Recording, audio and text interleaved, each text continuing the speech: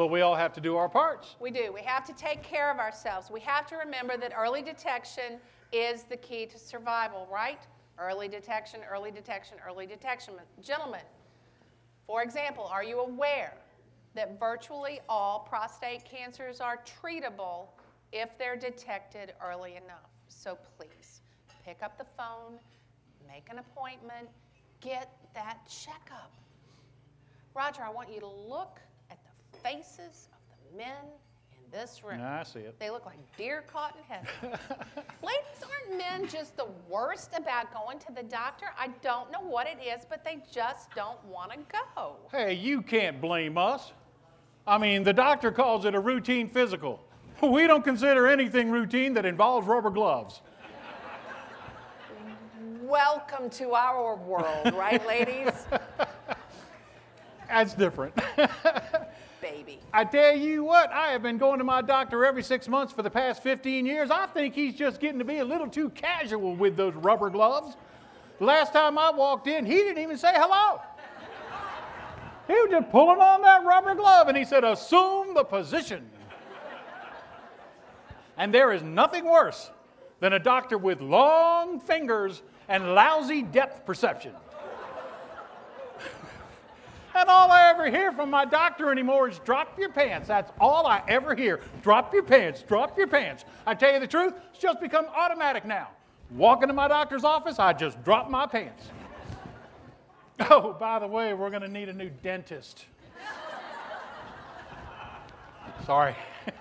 Again? I used to hate going to the dentist. I don't mind so much anymore. Kind of nice to see a doctor standing in front of me for a change. Here's the problem. Here's the problem. To a doctor, a rubber glove looks like this. Harmless, right? To a guy, it looks different. Back me up on this, guys. To a guy, it looks like this. I asked him, you're going to do what? It all depends on what end you're coming from. The weirdest experience I ever had with a rubber glove. There's an opening line you don't hear every day. Kathy and I were down in Orlando, Florida at Disney World, and I got sick, and she had to take me to the hospital. Now, the first thing you need to know is that Disney World is so large, they have their own hospital. And let me tell you something, folks, if you ever have to get sick, try to get sick at a Fantasyland. It's a whole nother experience. We walked into the emergency room, and the walls were covered with Donald Duck wallpaper.